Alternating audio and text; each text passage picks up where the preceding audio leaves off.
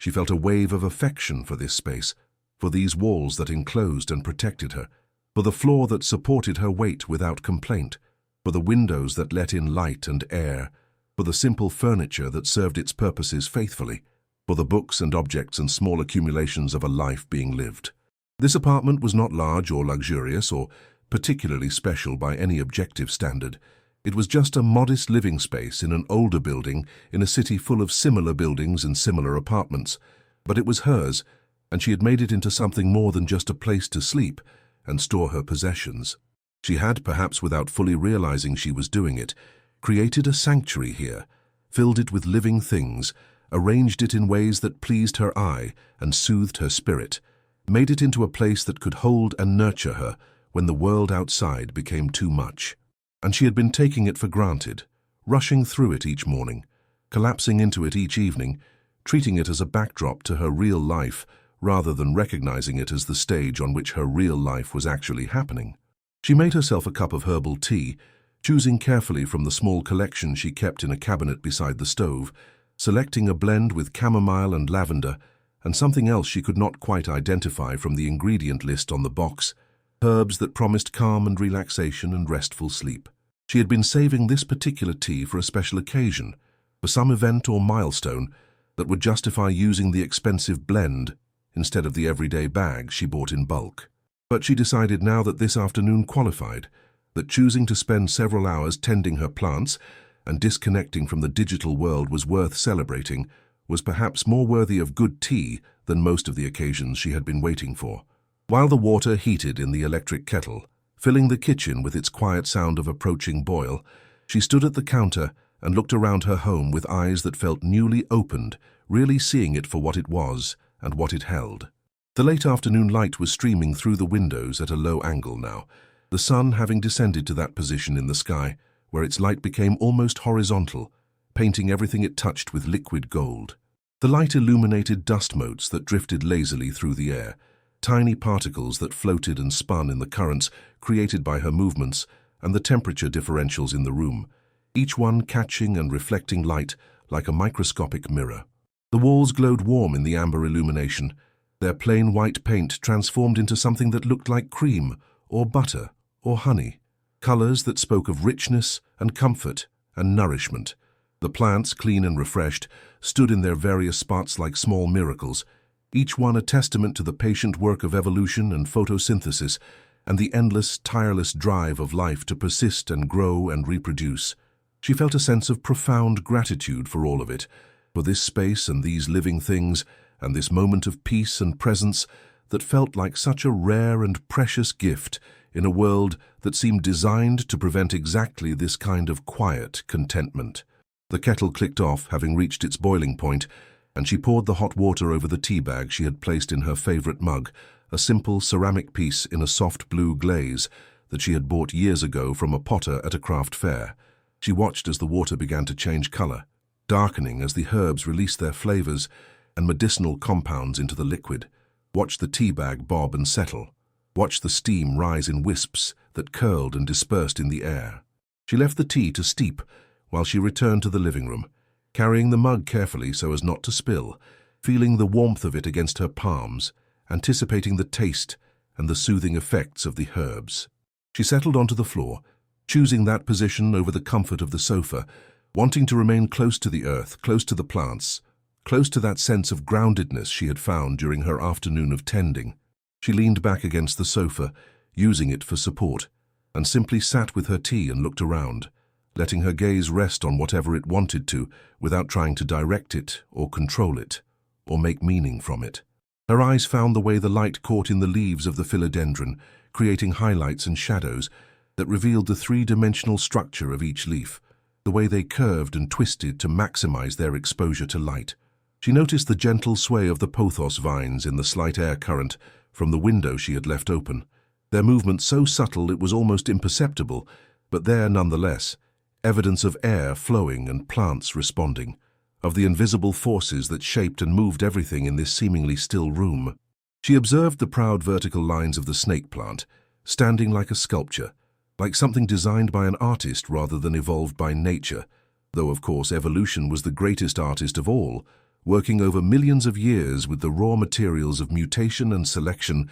to create forms of such perfection and beauty that no human could match them. She caught sight of the delicate white bloom of the peace lily still visible in the corner of her vision, glowing softly in the dimming light, and felt again that surge of gratitude and wonder at having been present to witness it, at having given herself the gift of this afternoon that had made that witnessing possible. She took a sip of her tea and felt its warmth travel down her throat and spread through her chest like a gentle internal sunrise, radiating outward from her core. The taste was subtle and complex, more feeling than distinct flavor, a combination of floral notes and earthiness and something slightly sweet that might have been honey or might have been her imagination. She held the mug in both hands, appreciating its warmth against her palms, the slight roughness of the ceramic surface, the perfect size and weight of it, the way the handle fit her fingers just right. Everything in this moment felt precious and temporary, which she realized with sudden clarity was true of all moments, every single one of them, though most passed unnoticed and unappreciated, lost in the rush toward the next thing or the distraction of screens or the mental noise of worrying about past and future. She had spent so much of her life living in anticipation, waiting for the weekend, waiting for vacation, waiting for retirement, waiting for some future moment when things would be different, better, easier, when she would finally be happy or successful or whatever it was she thought she needed to be. She had been postponing her actual life, treating the present as something to endure or get through on the way to a better future that never quite arrived, because when it did arrive, it immediately became the present, and therefore something else to endure rather than enjoy. But the present was all there ever was. She understood now with a clarity that felt almost physical, like a weight lifting from her shoulders or a fog clearing from her vision. This moment, right now, with the tea cooling slowly in her hands and the light changing on the walls and the plants breathing quietly around her, this was it. This was the life she had been waiting to begin living, the life she had thought would start when she achieved some goal or reached some milestone or became some better version of herself. It was already here, had been here all along, would always only ever be here, in whatever present moment she found herself occupying. The trick was not to get to some better future, but to fully inhabit whatever now she was in, to bring her whole self to each moment instead of keeping most of herself focused on past regrets or future anxieties, while only a tiny sliver of her attention remained in the present to handle the bare minimum of existing. Her body felt heavy in the best possible way, grounded and relaxed, as if gravity had increased slightly and was pulling her more firmly against the floor,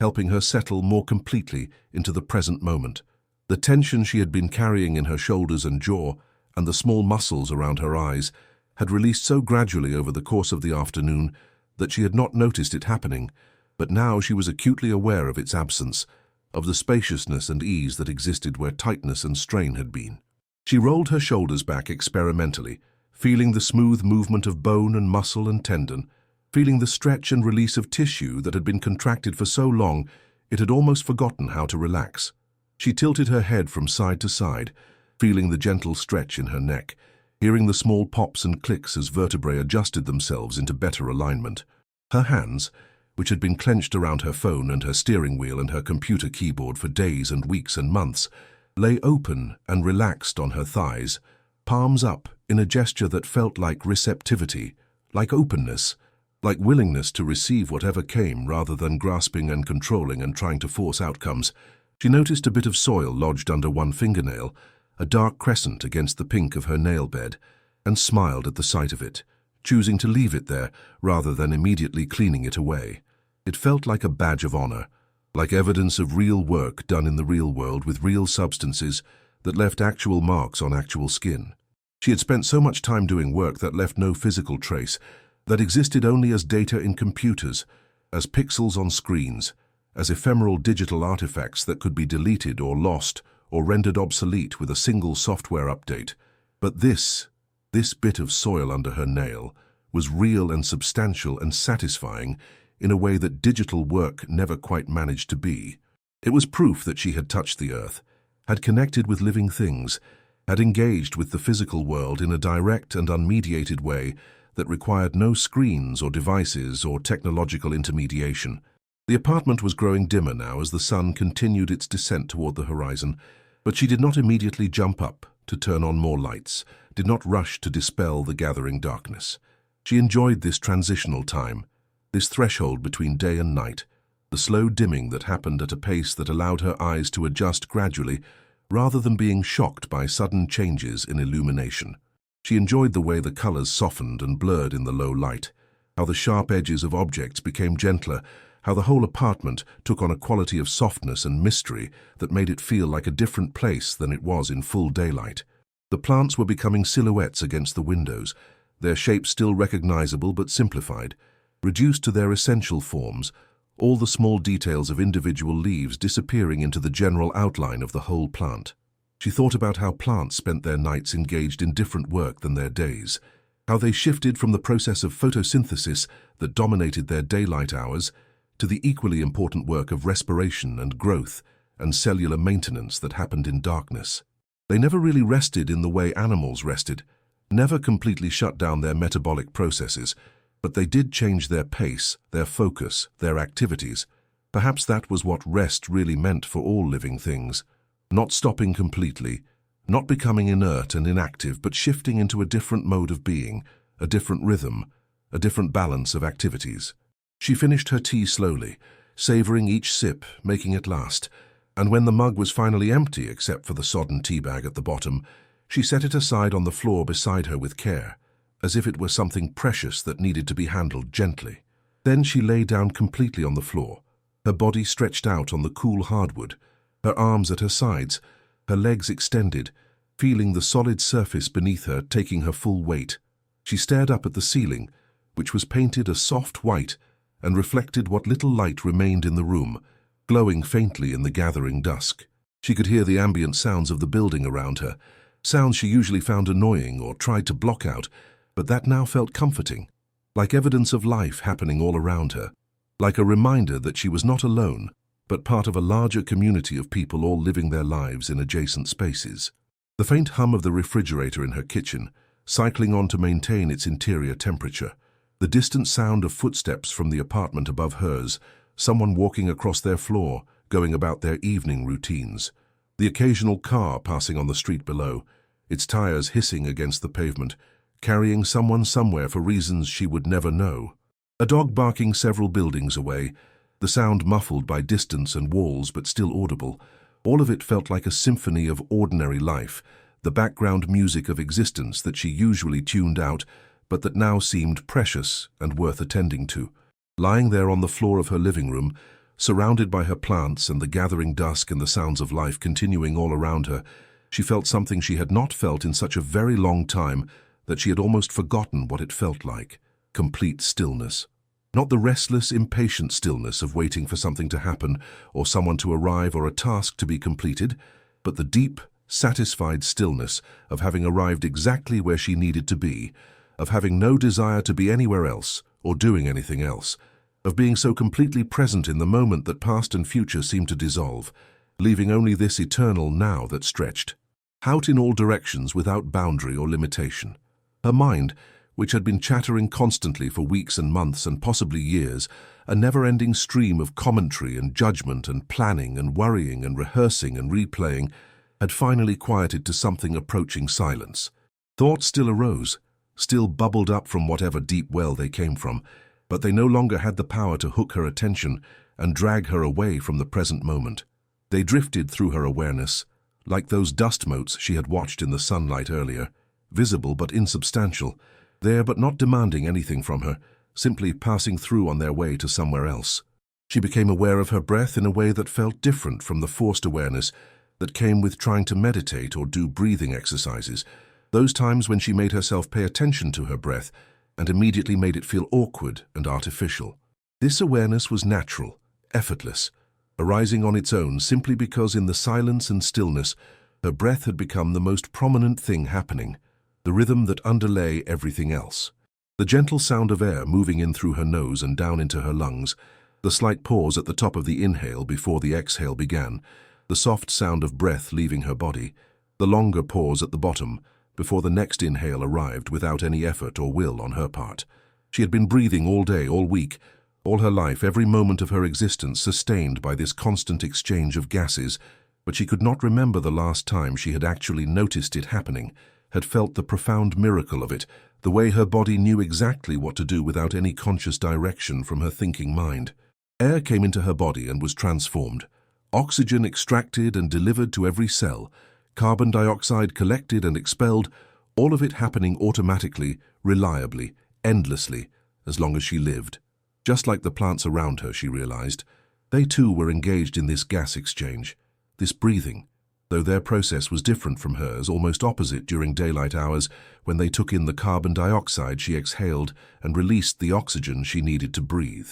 They were her partners in this fundamental process of staying alive, this constant exchange that connected all living things in a web of interdependence so complete and so essential that removing any part of it would cause the whole system to collapse. She breathed out carbon dioxide, and the plants breathed it in, using it to build their bodies, incorporating the carbon into leaves and stems and roots, growing from the air itself and from water and sunlight, transforming insubstantial ingredients into solid matter through the alchemy of photosynthesis. And they breathed out oxygen that she needed, that every animal needed, completing the cycle, making each other's existence possible. It was an ancient partnership, older than humanity, older than consciousness, a relationship that had been evolving for hundreds of millions of years, and she was part of it, had always been part of it, would always be part of it as long as she lived. Her body felt like it was sinking into the floor, becoming heavier and heavier, melting into the solid surface beneath her, as if the boundary between her physical form and the floor was dissolving, as if she was becoming one with the structure that supported her. She could feel every point of contact between her body and the floor with unusual clarity. Her heels pressing down, the backs of her calves resting on the wood, her thighs making contact along their full length, her hips and lower back and the curve of her spine. Her shoulder blades spread wide, the back of her head where it rested against the hard surface. The floor held her completely, absolutely, without any strain or effort, required nothing from her except that she allow herself to be held, that she trust it to support her weight, that she let go of the subtle muscle tension that came from some deep, unconscious part of her that believed she needed to hold herself up even when she was lying down. She released that tension now, consciously and deliberately relaxing every muscle she could identify, letting her full weight sink down, trusting the floor to catch her and hold her, and it did. It always had. It would continue to do so for as long as she needed it. The light was almost gone now, the apartment filled with the deep blue dimness of true twilight, that brief period when the sun had set, but its light still reflected off the upper atmosphere, creating a luminescence that was neither day nor night, but something in between, something transitional and temporary and particularly beautiful in its evanescence. The plants around her were mostly invisible now, reduced to dark shapes against slightly less dark backgrounds. Their presence felt more than seen, sensed through her awareness of the space they occupied, rather than through any visual perception of their forms. But she knew they were there, knew they continued their quiet work of living and growing even in darkness, knew they stood witness to this moment of peace and stillness she was experiencing, holding space for her transformation in their patient, silent way, asking nothing and offering everything simply by continuing to exist. She thought about how they would continue their work through the night while she slept, how the snake plant in particular would actually produce oxygen even in darkness, one of the few plants capable of doing so, continuing to clean and replenish the air she breathed, even when the sun was gone and photosynthesis was impossible for most plants. She thought about how roots would continue to take up water and minerals from the soil, how the vascular tissue inside stems would continue to transport these materials to wherever they were needed, how cells would continue to divide and expand in the growing tips of stems and roots, how the peace lily's bloom would continue to open throughout the night, reaching its full expression, perhaps by starting when she woke and came to check on it. All of this would happen without her attention, without her help, without her awareness. The world would continue its work, whether she noticed or not, whether she participated or not, whether she was present or absent. And there was something deeply restful about that realization, something that released her from the exhausting burden of believing that everything depended on her constant attention and effort and vigilance. She was not the center of anything, she understood,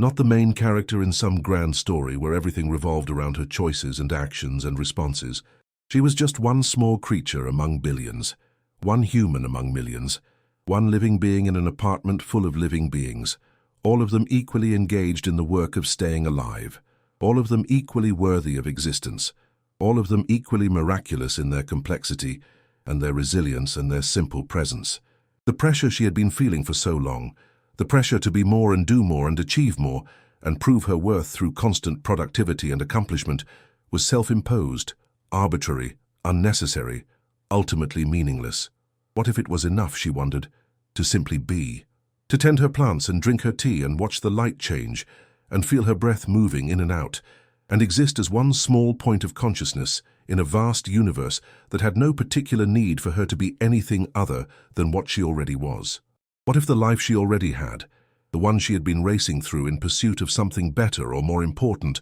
or more impressive, was actually the life worth living, was actually enough, was actually everything she had been looking for without knowing what she was looking for? A deep calm settled over her like a heavy blanket, like the weight of warm hands pressing gently on her shoulders and chest, helping her sink even deeper into rest, into release, into complete and utter relaxation. It soaked into her bones like water into thirsty soil, penetrating through muscle and fascia and all the layers of physical and emotional tension she had been carrying for longer than she could remember. Her eyelids grew heavy, weighted with an exhaustion that was not the frantic, wired fatigue she usually felt at the end of a busy week, but a deep, satisfied tiredness that came from having used her body and her attention in ways that felt good and right and nourishing. She let her eyes close, not because she was trying to sleep or because she felt she should, but because keeping them open required effort she did not want to expend, energy she would rather conserve and let her body use for the deep work of rest and restoration and healing that happened when she finally stopped pushing and allowed herself to simply be still. In the darkness behind her closed eyelids, she could still sense the room around her, could still feel the presence of the plants standing in their corners and on their windowsills, could still hear the ambient sounds of the building and the street, could still feel the floor beneath her and the air around her, and the gentle pressure of gravity pulling her down. She felt safe in a way that had nothing to do with locks or security systems, or any external form of protection, and everything to do with being in right relationship with her surroundings, with herself, with the simple fact of being alive in this moment, in this place, in this body that breathed and rested and knew, without being told how to exist, how to heal, how to continue. She was held by the floor and the walls and the air and the invisible web of connection that linked her to every living thing in the room and beyond the room, every plant and animal and person, all of them breathing together, all of them engaged in the fundamental work of staying alive, all of them worthy of existence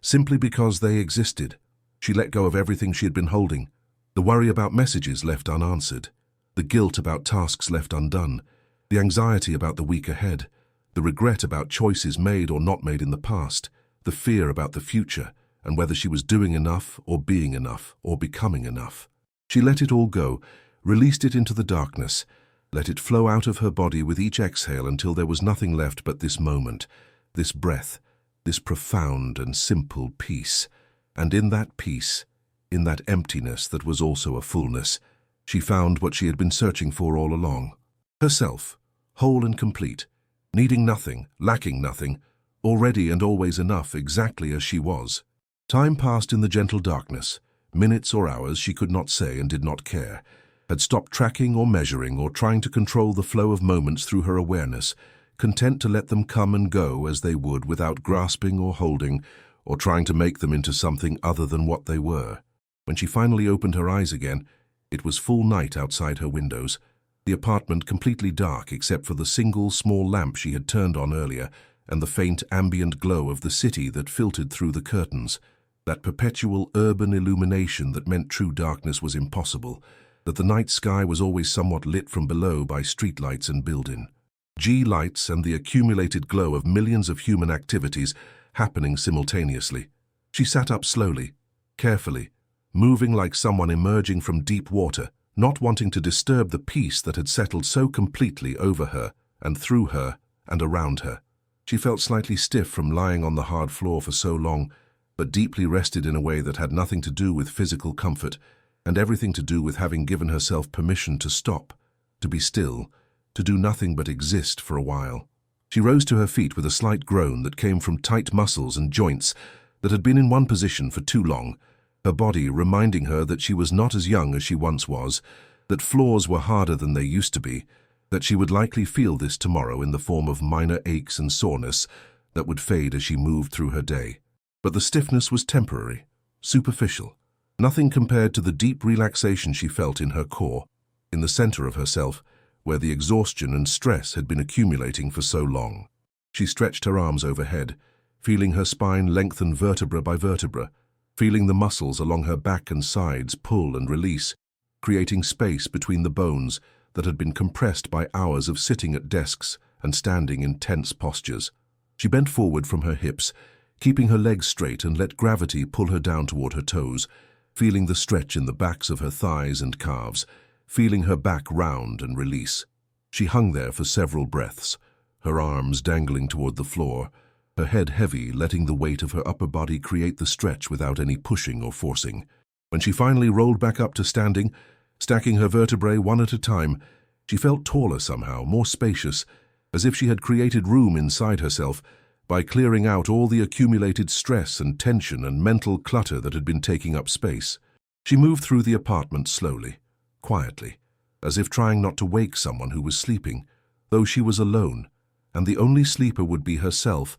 in whatever hours remained before dawn. She turned on a few more lights, just enough to see by, creating pools of warm illumination that pushed back the darkness without completely dispelling it. She paused at each plant as she passed, running her fingers gently over a leaf here, adjusting a pot there, saying a silent goodnight to each one, thanking them for their presence, for their patience, for their silent companionship through the afternoon and evening of tending and rest. The peace lily's bloom seemed to glow in the lamplight, its white spathe almost luminous against the dark green leaves surrounding it, and she smiled at it, grateful again for its gift, for its perfect timing, for appearing exactly when she had been ready to see it. She would remember this, she promised herself, would hold on to this feeling, this understanding, this commitment to presence and attention and care. She would try at least to carry some small piece of this afternoon with her into the busy days ahead, to remember that she had a choice about how she engaged with the world, that she could protect this quiet center she had rediscovered,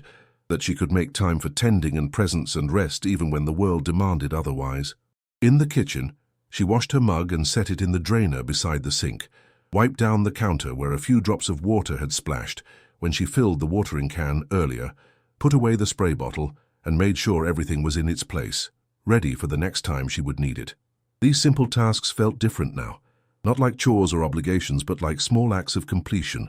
of bringing the afternoon and evening to their natural close, of honoring the cycle of beginning and ending that characterized all things. She moved through them with the same mindful attention she had brought to her plants, noticing the warmth of the water on her hands, the clean smell of the soap, the weight of the mug as she lifted it from the sudsy water, the satisfying click of the cabinet closing, the smoothness of the counter under her cloth. Everything was a practice, she reminded herself. Everything could be done with presence or with absence, with attention or with distraction, with care or with carelessness. The choice was always hers, made new in every moment, always available no matter what had come before. She thought about the week ahead with its meetings and deadlines and obligations, the messages she would need to respond to, the tasks that would demand her attention, the constant pull of the digital world that would try to reclaim her focus and fragment her attention into 1,000 small pieces, scattered across multiple platforms and apps and screens.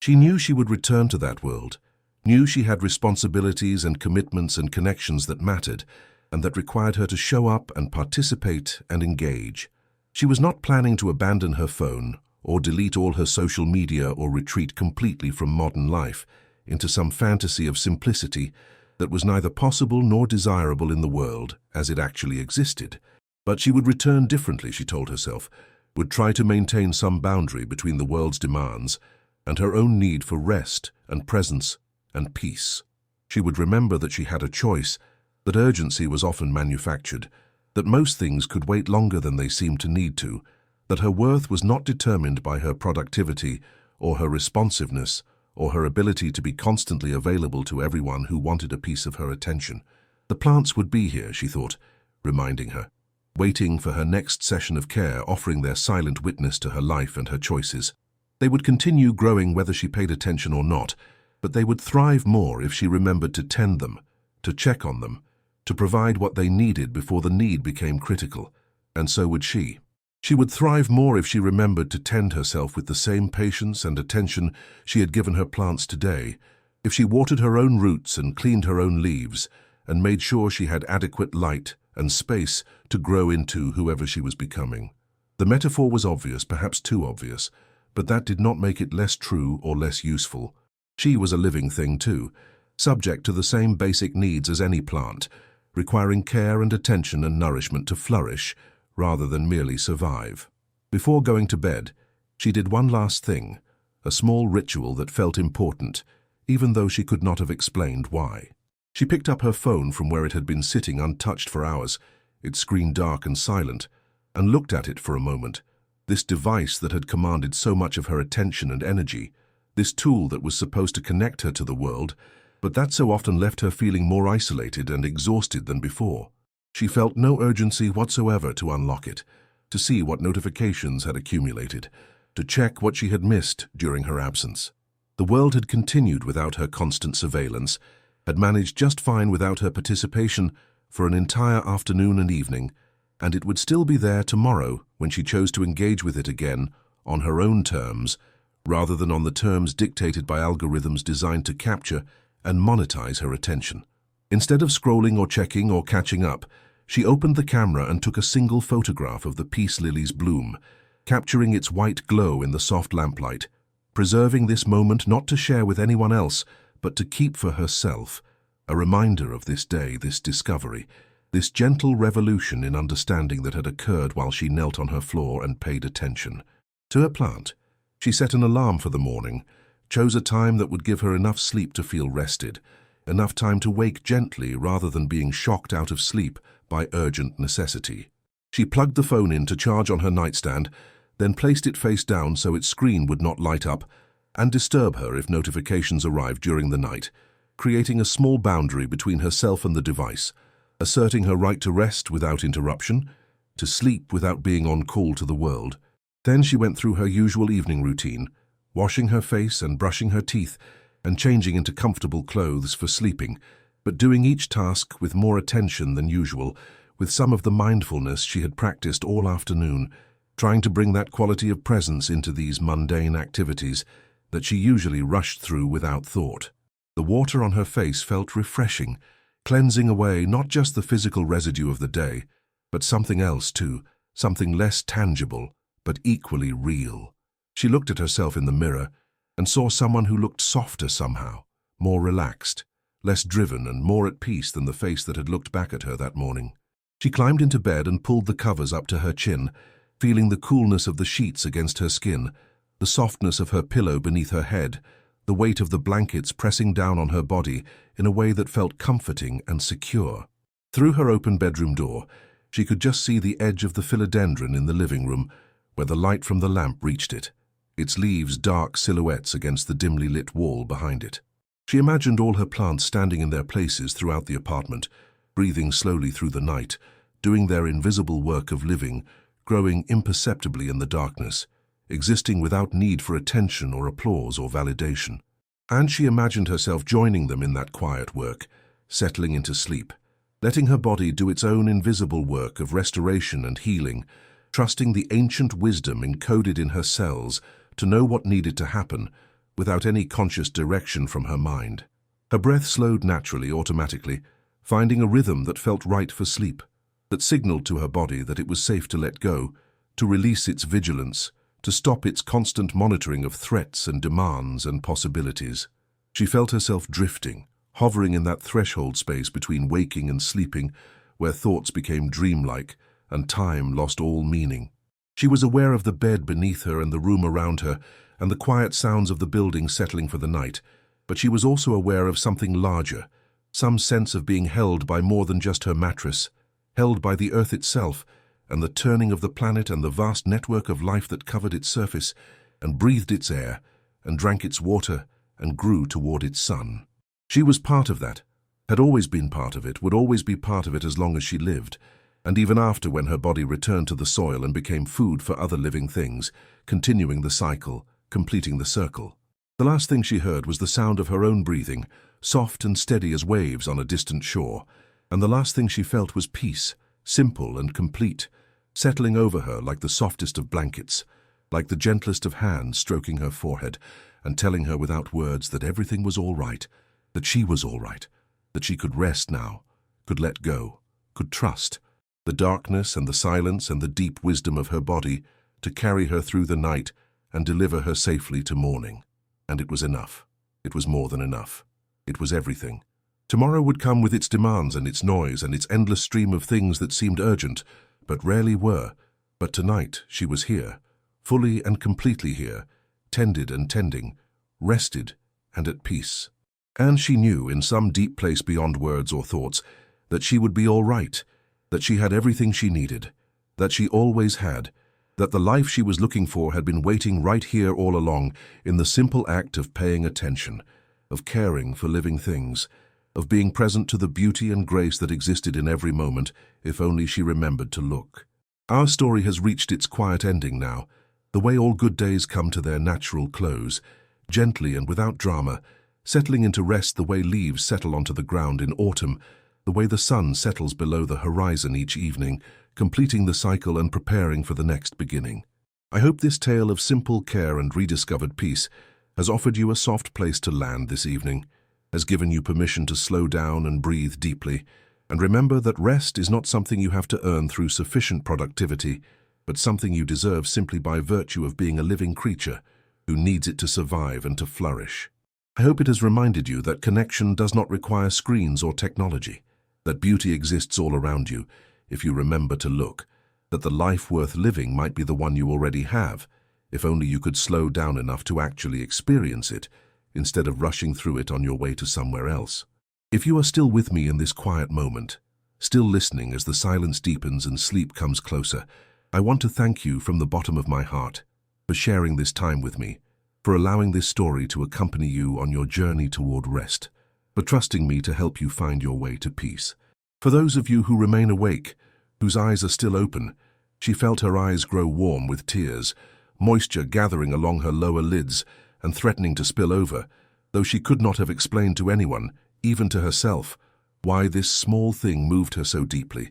why a single flower on a plant in her living room had the power to bring her to the edge of crying. Perhaps it was the surprise of it, the completely unexpected gift of beauty, appearing exactly when she had decided to slow down and pay attention, when she had chosen presence over productivity, when she had given herself permission to spend an entire afternoon doing nothing but tending to these living things that depended on her. Perhaps it was the realization that this bloom had been preparing itself for days or even weeks, developing in secret, while she rushed past it every morning without a glance, without a thought, without any awareness that something miraculous was happening right in front of her, if only she had the eyes to see it and the time to stop and look. The plant had not needed her approval or her awareness or her encouragement to do its work. It had simply followed its nature, responding to some internal clock or hormonal signal or accumulation of stored energy that told it the time had come, producing this perfect temporary beauty because that was what it was designed to do, what its genetics programmed it to do, what evolution had shaped it to do over countless generations. And she had almost missed it entirely, had come so close to never seeing this bloom at all. If she had not decided to take this afternoon to tend her plants, if she had remained caught up in the digital current that had been pulling her along for weeks and months, carried downstream by the constant flow of information and obligation and manufactured urgency, she might have missed this bloom entirely. She might have noticed it only after it had begun to fade, after the pure white had started to turn brown at the edges, after the moment of perfect beauty had passed and begun its inevitable decline toward death and decay. Or she might not have noticed it at all, might have been so absorbed in her screens and her tasks that the bloom could have appeared and faded in complete anonymity, witnessed by no one, appreciated by no one, just another small miracle of nature happening unobserved in a world where everyone was too busy looking at representations of life to notice life itself happening all around them. She sat back on her heels, still looking at the peace lily's bloom, and felt something shift inside her, not dramatically or suddenly like a revelation in a story, but quietly, subtly, like a door opening onto a room she had not known existed. It was a quiet rearrangement of priorities, a recalibration of what mattered, a gentle but unmistakable understanding that she had been living her life backward somehow, prioritizing the urgent over the important, the immediate over the meaningful, the demanding over the nourishing. She had been living as if the virtual world were more real than the physical one, as if the connections she maintained through screens and text and tiny digital images were more important than the connections available to her right here, in her own small apartment, with these living beings who shared her space and her air and the passage of her days. She had been missing so much in her constant rush to keep up with everything, to respond to every ping and notification,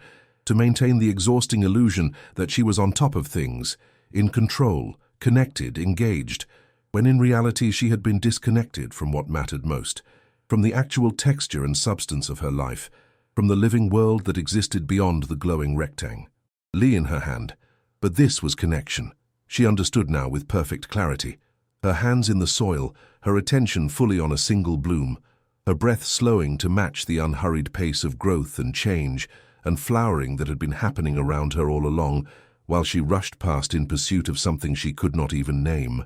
This was what it meant to be present, to be awake to the world as it actually was, rather than as it appeared on a screen or in a photograph or in the carefully curated representations people shared online. This was what it meant to be alive, to participate in life rather than just documenting it or consuming it or watching it happen to other people. The peace lily had bloomed for no audience, for no likes or shares or comments or validation from others. It had bloomed because blooming was what it did when conditions were right, when it had stored enough energy, when its internal signals told it the time had come. There was no performance in it, no anxiety about being seen or appreciated or understood. There was no self-consciousness or doubt or fear of judgment, just the simple, profound act of being fully itself, doing what it was meant to do, following its nature without question or hesitation or the paralysis of overthinking that plagued human existence. She remained there for a long time, kneeling on the floor beside the windowsill, watching the light change on the white spathe as the afternoon progressed toward evening, noticing the subtle shadows it cast on the green leaves behind it, seeing how the angle of the sunlight transformed its appearance from moment to moment as the earth rotated and the sun appeared to move across the sky. She thought about how much beauty existed in the world that went unnoticed, not because it was hidden or secret or deliberately concealed, but simply because she, had stopped looking, had stopped paying attention, had become so absorbed in the mediated, curated, edited versions of reality presented on screens that she had forgotten to look at reality itself. How many blooms had appeared and faded in her apartment while she stared at her phone, scrolling through other people's photographs of flowers? How many sunsets had painted her walls with color while she looked at pictures of sunsets happening in other places to other people? How many quiet moments of grace and beauty had passed her by because she was too busy, too distracted, too convinced that the important things were happening somewhere else, to someone else, in some other moment that she needed to document or consume or respond to,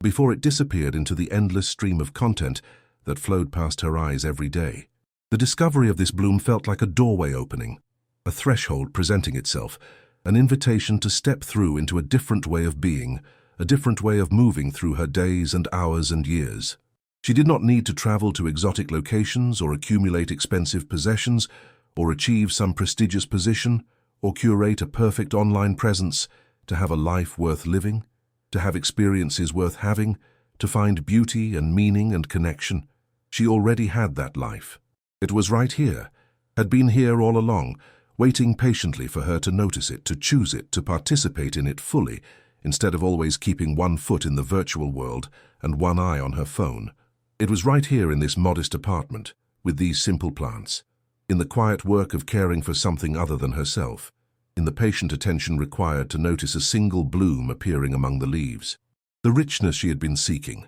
the depth and meaning and connection she felt were missing from her life, were available to her at any moment, in any place, if she could just remember to stop, to look, to tend, to be present with what was actually in front of her, instead of constantly searching for something better, something more, something else. The peace Lily had given her a gift, though the plant itself was unaware of the giving, had no consciousness of the impact this bloom would have on her understanding of her own life. But that did not make the gift any less real or less valuable. She received it with gratitude that swelled in her chest until she thought she might burst with it, with humility at having been reminded so gently of what she had forgotten, with a renewed commitment to pay attention, to tend not just her plants, but her own soul, to protect and nurture this capacity for presence and wonder that had been slowly atrophying under the constant assault of digital distraction and manufactured urgency. She would try at least to remember this moment,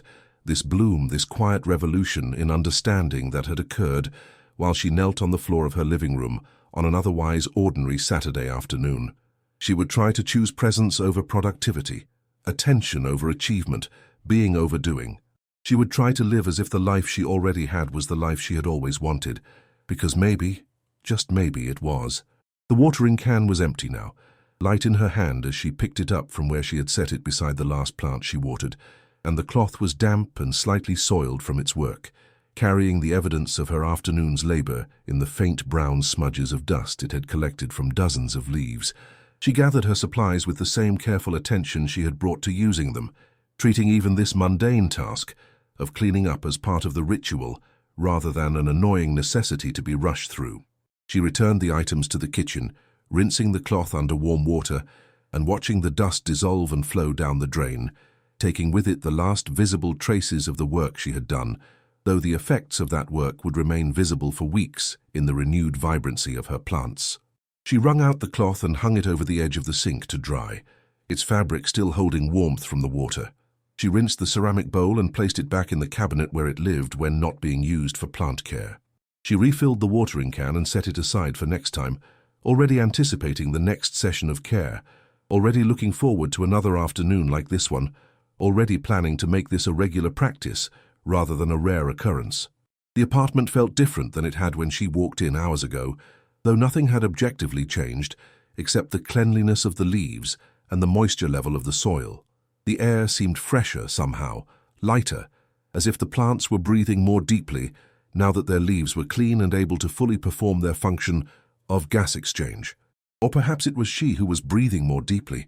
her lungs filling and emptying in a rhythm that felt natural and unforced for the first time in weeks, her breath no longer shallow and rapid with stress, but slow and full and satisfying. The quality of light had continued to change, the golden tones of late afternoon giving way to the softer, bluer light of approaching evening, and the apartment was filling with that particular quality of peaceful dimness that made everything feel more intimate, more protected, more like a shelter from the world outside. The plants stood in their various spots, clean and watered and tended, like small presences, like companions who had witnessed her transformation over the course of the afternoon,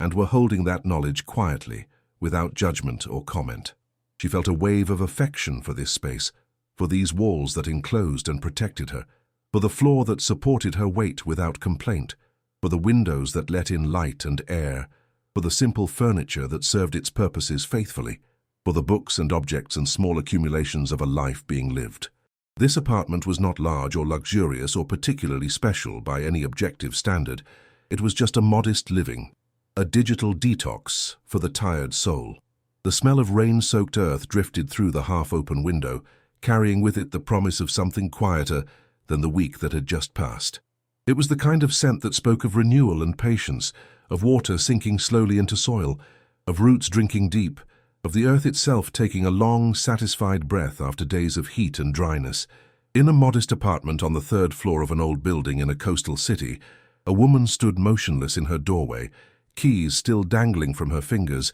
feeling the weight of 5 days settle into her shoulders like stones. The air inside was still and cool, untouched by the frantic energy she had brought home every evening, before collapsing into bed with barely enough consciousness left to set an alarm for the next morning. But today was different. Today was a blank page in her calendar, a rare Saturday with no obligations penciled in, no meetings scheduled, no one expecting anything from her. Today belonged to silence, and to her and to whatever she chose to do with the precious hours stretching ahead like an uncharted road. She let the door close behind her with a soft click, and in that small sound she heard the beginning of rest. It was as if the outside world, with all its demands and noise and urgency,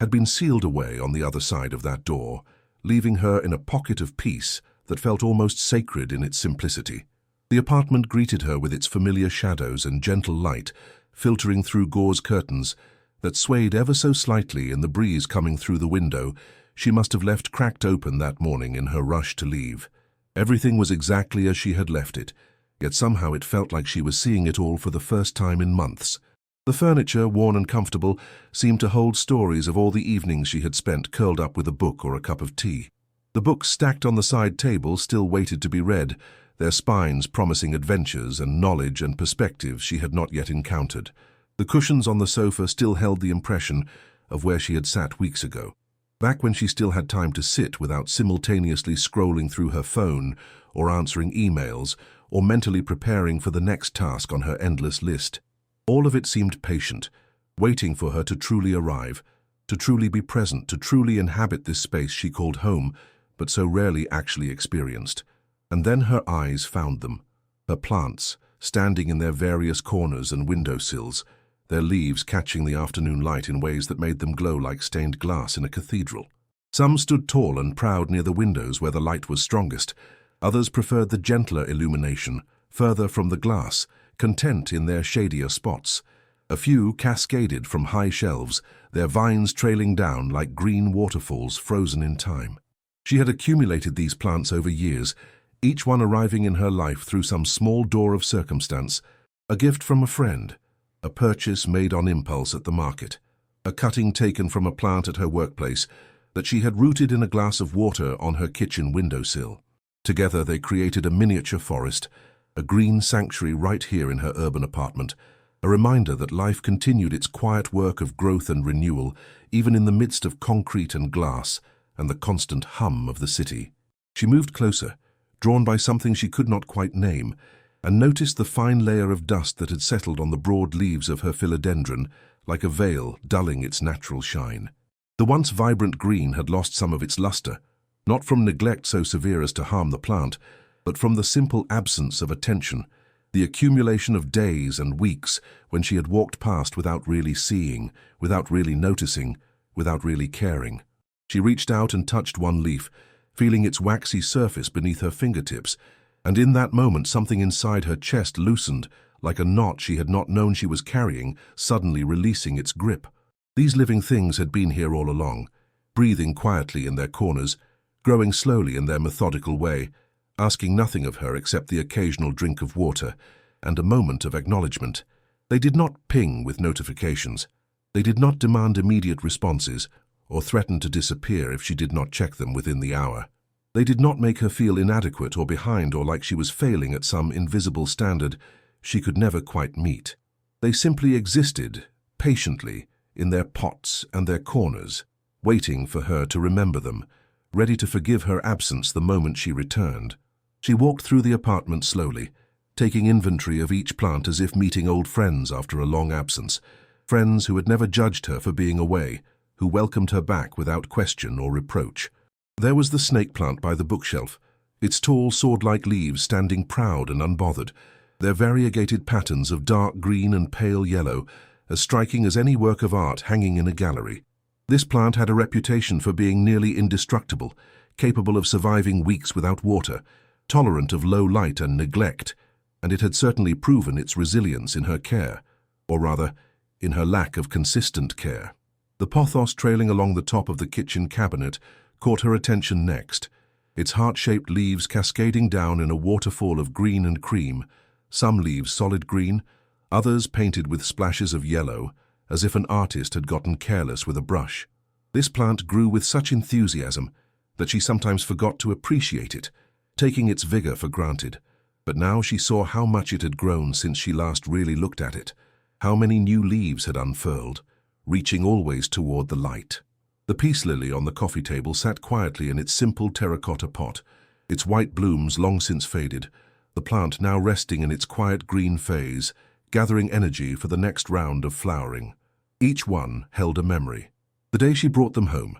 carefully carrying the pot on the bus or in her car, finding just the right spot for it in her apartment. The first time she noticed new growth and felt that small thrill of accomplishment. The mornings she used to greet them with a misted spray of water before heading out to face the day. When had she stopped doing that? When had her mornings become a race against time instead of a gentle unfolding into the day? The light was shifting now, moving from the bright clarity of midday toward the softer golden tones of late afternoon that transformed everything it touched. It painted the walls in warm hues that seemed to pulse with quiet life, and she felt her breathing begin to slow, matching the unhurried pace of the shadows stretching across her floor like cats waking from a nap. She set her bag down on the small table by the door, slipped off her shoes and left them where they fell, not bothering with the neat arrangement she usually insisted upon, and made a quiet decision that felt both small and enormous in its implications. Today she would unplug.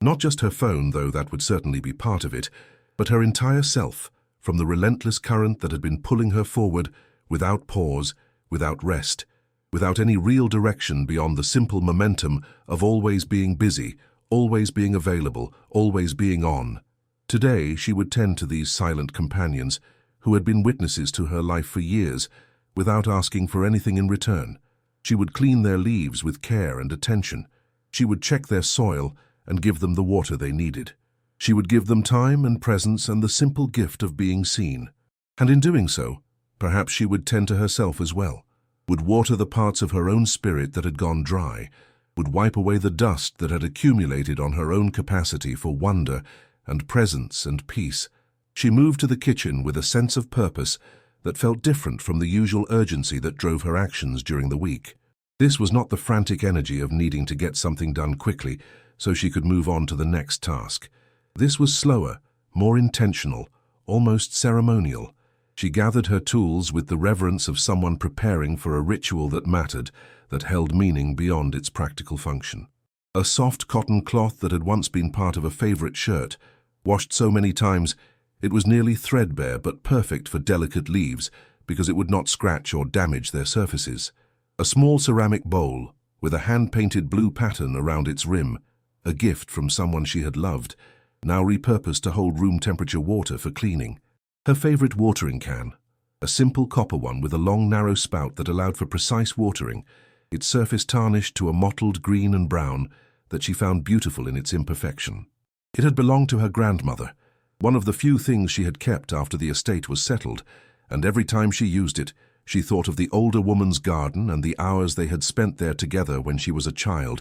learning the names of flowers and the patience required to help things grow. A spray bottle for misting, its trigger slightly stiff from lack of use but still functional. She arranged these items on a wooden tray and carried them to the living room, where the best light still lingered, painting everything in shades of amber and gold. Kneeling on the floor beside her largest plant, she felt the coolness of the hardwood against her knees, grounding and real, connecting her to the solid earth, even here on the third floor of this building, even here in the middle of the city, where concrete dominated, and soil was a rare commodity confined to pots and planters. Let us wander together through this quiet afternoon, she thought, and leave behind everything that does not serve this moment of peace. Let us release the emails that went unanswered, and the messages that piled up, and the notifications that multiplied like rabbits in our absence. Let us forget just for now about productivity and efficiency and the constant pressure to be doing more, achieving more, becoming more than we currently are.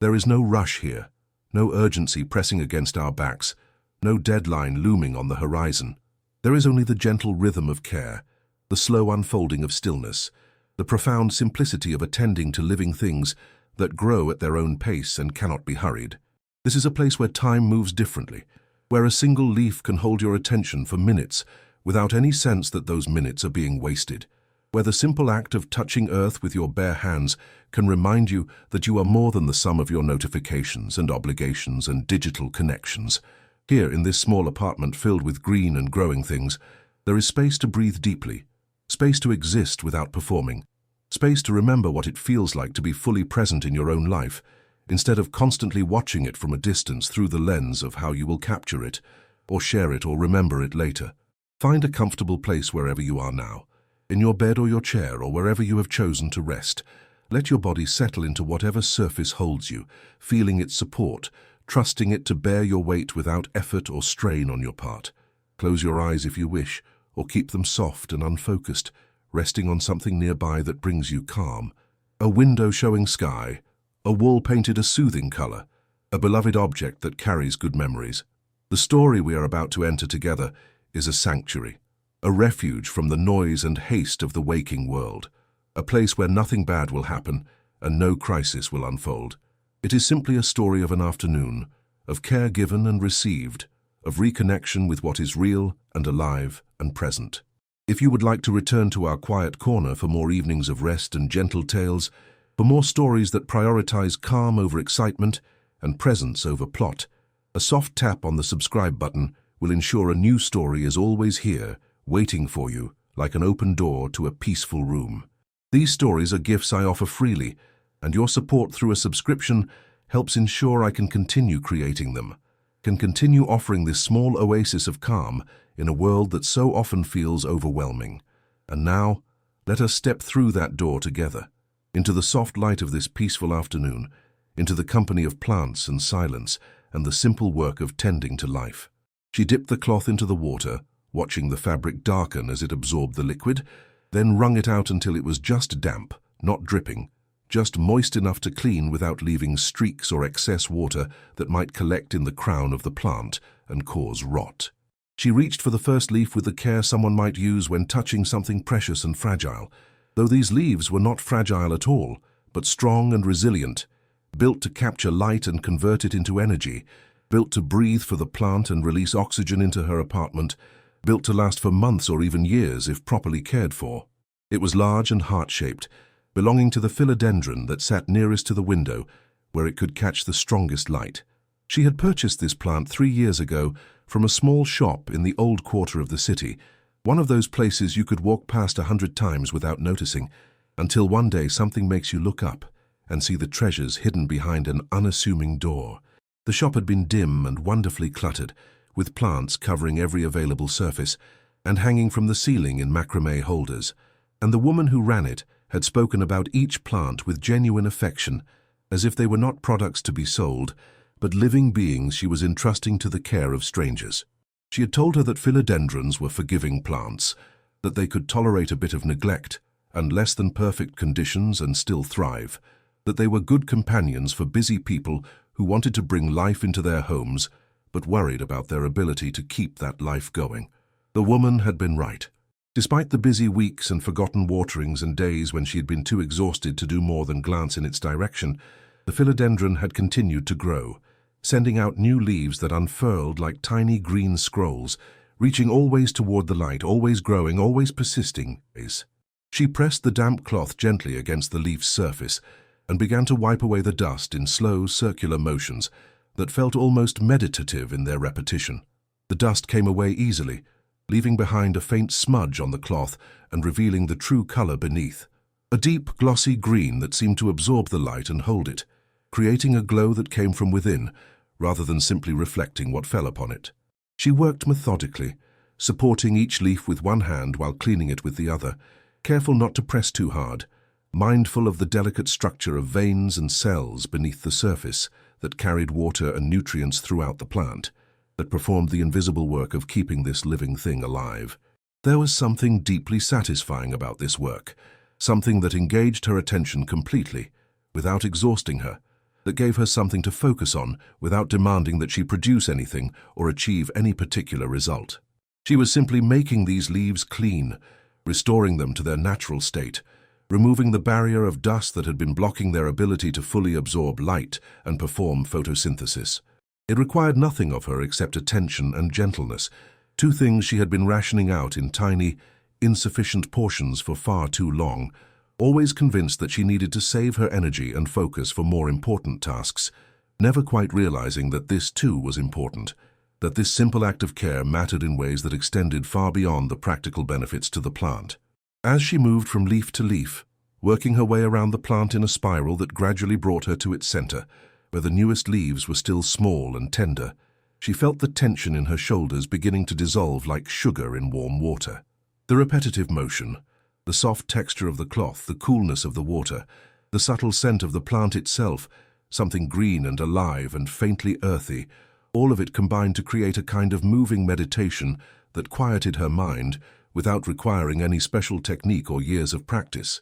Her thoughts, which had been racing and fragmenting all week, jumping from one worry to another like a pinball ricocheting between bumpers, began to slow and settle. She was not thinking about the emails waiting in her inbox, the ones she had left unread when she walked out of the office yesterday afternoon, promising herself she would deal with them over the weekend, but now choosing not to, choosing this instead. She was not thinking about the tasks she had left unfinished, or the conversations she needed to have, or the decisions she was postponing. She was not rehearsing arguments or planning responses or running through worst-case scenarios. She was simply here, in this moment, with this plant, doing this one small, beautiful thing. And it was enough. More than enough. It was exactly what she needed. She had never thought of herself as a gardener, not in any serious sense of the word. That title belonged to other people, people with actual gardens and vegetable plots and flower beds that exploded with color each spring, people who understood things like soil pH and fertilizer ratios and the difference between perennials and annuals. Growing up, she had known people like that, had watched them from a distance with something between admiration and incomprehension, wondering how they had the patience to wait months for seeds to become flowers, how they managed to keep track of all the different needs of all the different plants, how they found the time and energy to tend their gardens regularly when there were so many others. Ganjgi's demanding attention. Her own childhood had been spent in apartments much like this one, places where plants, if they existed at all, came in small pots on kitchen windowsills, herbs grown more for their practical use in cooking than for any love of gardening itself. Her mother had tried a few times to grow things, she remembered, but the plants had always seemed to sicken and die, despite her best efforts, victims of insufficient light or inconsistent watering, or simply the challenge of trying to thrive in an environment that was not quite right for them. Her own connection to plants had begun almost accidentally, without any intention or plan, when a friend had given her a small succulent as a housewarming gift years ago when she moved into her first apartment after college. It had come in a tiny terracotta pot, the succulent itself barely bigger than her thumb, its fleshy leaves arranged in a perfect rosette that looked almost geometric in its symmetry. She had placed it on her windowsill without thinking much about it, and then promptly forgot it existed, her attention absorbed by the chaos of settling into a new place, starting a new job, building a new life in an unfamiliar city where she knew almost no one. Weeks passed, maybe even a month, before she noticed it again one morning as she was making coffee, and to her amazement, it was not only still alive but seemed to be thriving, its leaves plump and healthy, its color a vibrant green. That realization had fascinated her in a way she had not expected. The idea that something could thrive not because of her efforts, not because she had remembered to care for it or follow some set of instructions, but in spite of her absence, because it was simply resilient enough and well-suited enough to its environment to survive on its own. It had survived her neglect, and somehow that made her want to do better, to pay attention, to learn what this small living thing needed from her. From that single succulent, which still lived on her bedroom windowsill all these years later, larger now and occasionally producing small offsets that she separated and potted up to give to friends, her collection had grown slowly and without much planning, each plant arriving through some small doorway of circumstance that opened unexpectedly and invited her through. There was the spider plant that had come from a colleague at her first job, a woman who was moving across the country and could not take all of her plants with her and was desperately seeking homes for them, pressing cuttings and full plants into the hands of anyone who would take them, with a combination of urgency and tenderness that suggested she truly cared about their fate. The jade plant with its thick, fleshy leaves and sturdy trunk had caught her eye at a farmer's market one Saturday morning, and she had bought it on impulse, drawn to its sculptural quality and the way the vendor had described it as a good luck plant, as if its presence in her home might invite prosperity and positive energy. The philodendron from the shop in the old quarter, purchased during a period when she had been feeling particularly lonely and had sought out its lush, tropical appearance as a way of bringing life and warmth into her apartment. The pothos that had started as a single cutting, she took from a plant in the lobby of her office building, asking permission from the building manager, and then watching with delight as roots formed in the glass of water on her kitchen windowsill,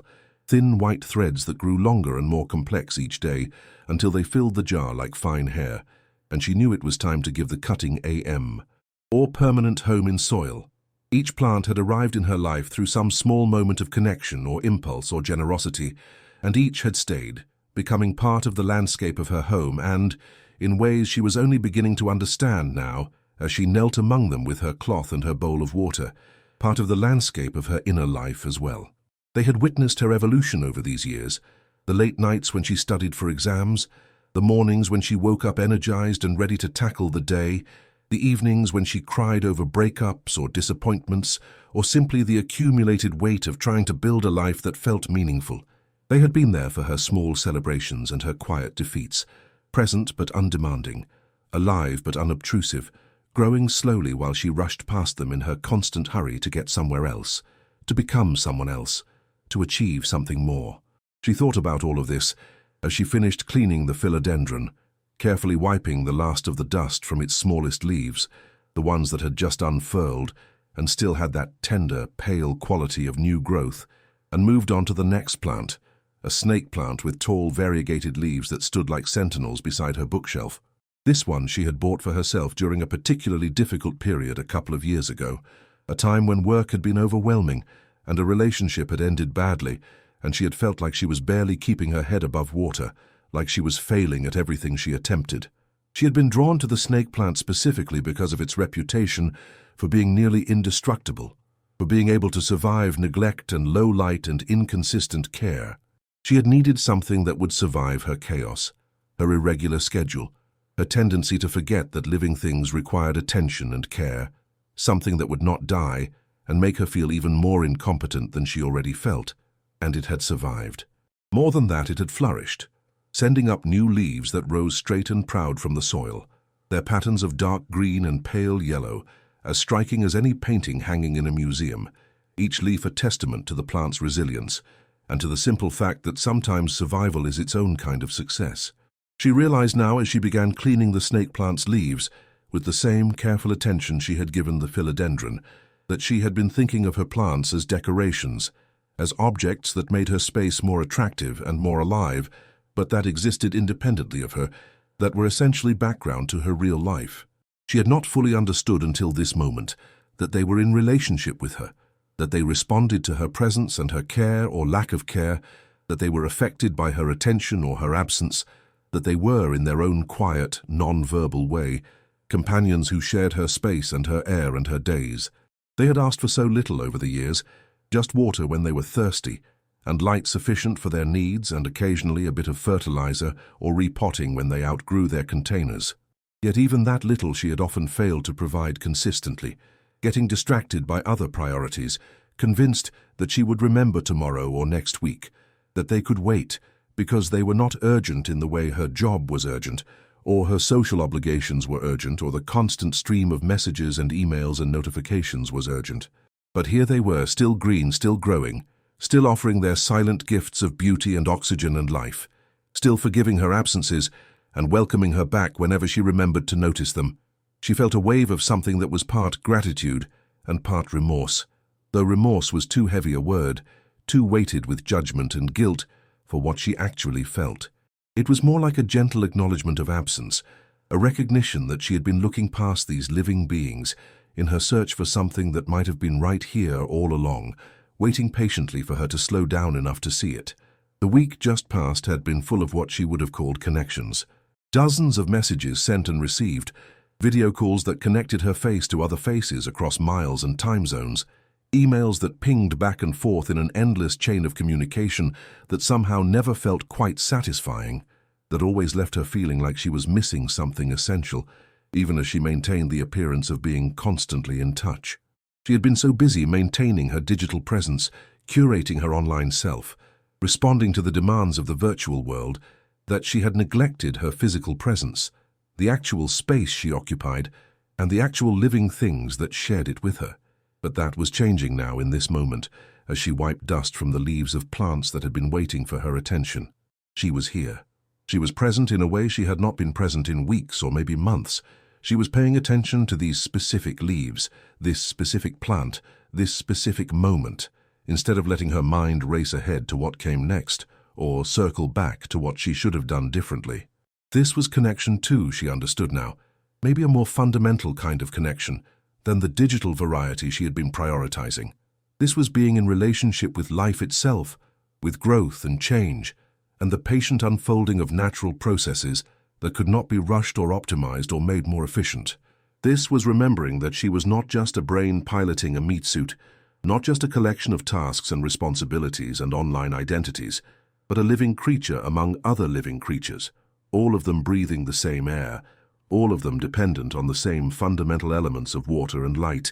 and the mysterious something that separated the living from the dead. With the snake plant gleaming, its leaves now showing their full beauty without the veil of dust to dull them, she turned her attention to the pothos that cascaded from the top of her kitchen cabinet like a green waterfall frozen in time. This plant had always been her favorite, partly because of its exuberant, almost unstoppable growth, the way it sent out new leaves constantly, as if it could not help but reach toward more light, more space, more life, and partly because it had been the first plant she had successfully propagated herself, the first time she had participated actively in creating new life, rather than simply maintaining what already existed. She remembered the day she had noticed a vine growing so long it was starting to trail onto the counter below, and how she had carefully cut a section of it with sharp scissors, making the cut just below a node where leaves emerged from the stem, following instructions she had found online from someone who seemed to know what they were talking about. She had placed the cutting in a jar of clear glass filled with water, setting it on the windowsill where she would see it every day and remember to check on it. And then she had waited with a mixture of hope and skepticism, not entirely convinced that this would actually work, that she could actually create a new plant from a piece of an old one. But it had worked. She had changed the water every few days to keep it fresh and prevent bacterial growth, and she had watched with fascination that bordered on obsession as tiny white roots began to emerge from the nodes where she had hoped they would appear, thin as threads at first, barely visible, but growing longer and more numerous with each passing day until they filled the jar like fine white hair floating in the water. The roots had branched and divided, creating an increasingly complex network that seemed far too delicate and fragile to possibly sustain a plant, yet they did. When the roots had grown to several inches long, she had carefully transferred the cutting to a small pot filled with soil, nervous that she might damage those delicate roots in the process, anxious that the plant might go into shock from the transition from water to soil and fail to thrive. But it had adapted beautifully, the roots finding their way through the soil, the leaves perking up after an initial day or two of adjustment, and then, most thrillingly, producing new growth, tiny leaves that unfurled from the tip of the vine, each one a perfect miniature version of the larger leaves, each one a small miracle of transformation from bud to full leaf. She had felt an absurd sense of pride in that moment, as if she had accomplished something truly remarkable, as if she had discovered some secret of the universe, rather than simply following a process that gardeners had been using for centuries. She pulled a chair over to reach the higher vines of the pothos now, the plant having grown so much in the years since that propagation that it needed a small ladder or chair to access all of it. She climbed up carefully, testing the chair's stability before putting her full weight on it, and brought her supplies with her. The damp cloth balanced carefully in the bowl so it would not drip, the spray bottle tucked under her arm. From this elevated vantage point, she could see the full extent of the plant's enthusiastic growth, the way it had sent out runners in every possible direction as if exploring its environment, testing to see how far it could go before it ran out of support or light or simply energy to continue. Some vines followed the edge of the cabinet, their leaves pressed flat against the wall as if they were trying to climb it. Others hung straight down in verdant curtains that swayed slightly in the air current from the window, their movement so gentle it was almost hypnotic to watch. The leaves themselves varied dramatically in size and coloration, each one unique despite coming from the same plant. Some were deep green, solid and consistent in their color. Others showed cream and yellow variegation that made them look hand-painted, as if an artist had carefully brushed lighter color onto the green base, creating patterns that were random, yet somehow always beautiful, always balanced, always right. She began at the base of the plant, where the vines emerged from the soil, and the older leaves tended to be larger and more likely to have collected dust, and worked her way outward along each vine, following its path wherever it led. The process was meditative in its repetition, requiring just enough attention to keep her focused, but not so much that it felt like work. Reach for a leaf, support it gently from underneath so its weight did not pull on the vine and potentially damage the connection point. Wipe its surface clean with smooth circular motions. Inspect it for any signs of damage or pest problems. Move to the next leaf. Some leaves were small and delicate, having just emerged in recent weeks, requiring only a quick, light pass of the cloth. Others were large and substantial, the older leaves that had been there longest and required more attention, especially where dust had settled in the creases where the leaf blade met the petiole, the stem that connected it to the main vine. She found herself slowing down even more as she worked, letting each action take as long as it needed to take, resisting the urge to rush through the process to get to some imaginary finish line where she could check this task off her list and move on to the next thing. There was nowhere else to be, she reminded herself, nothing else demanding her attention in this moment. The emails could wait. The messages could wait. Whatever was happening on social media could certainly wait, and probably would not be any more interesting or important when she finally checked it than it was right now in her absence. The world would continue turning without her constant vigilance and participation. People would have conversations and share thoughts and post pictures and live their lives whether she was watching or not. And she would be right here, balanced on this chair in her kitchen, carefully cleaning the leaves of a plant that could not thank her, but would benefit nonetheless from her care, from her attention, from the simple gift of being seen and tended to. The afternoon light was growing richer now, taking on that particular quality it had in late afternoon, when the sun was lower in the sky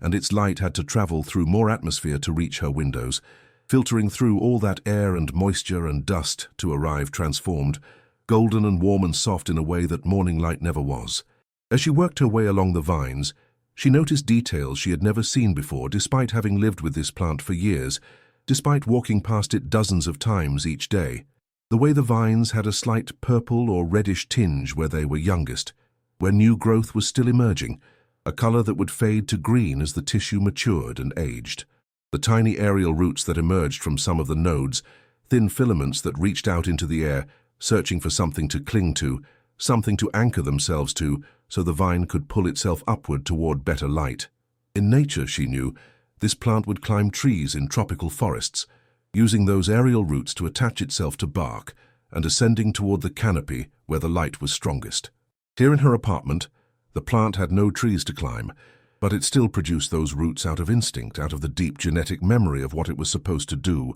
even though that function no longer served any purpose in this artificial environment. The perfect symmetry of the new leaves, still tightly furled at the growing tips of the vines,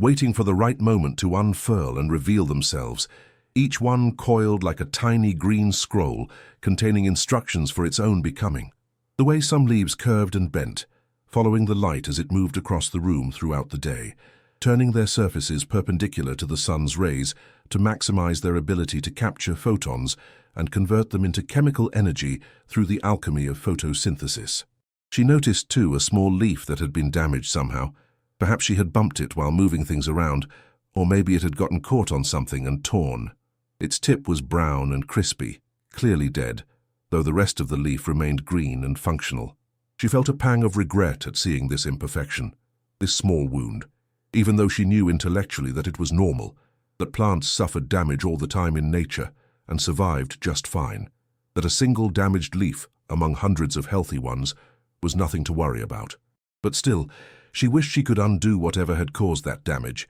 could go back and be more careful, could protect this plant that had given her so much over the years from even such minor harm. She left the damaged leaf as it was rather than removing it immediately. The plant would shed it in its own time if it decided it was no longer worth maintaining, or it would remain as a small reminder that imperfection was part of life, part of growth, part of the messy reality of existing in the world, where damage and healing happened in cycles, where nothing stayed pristine forever, where the goal was not perfection but continuation, persistence, survival and growth,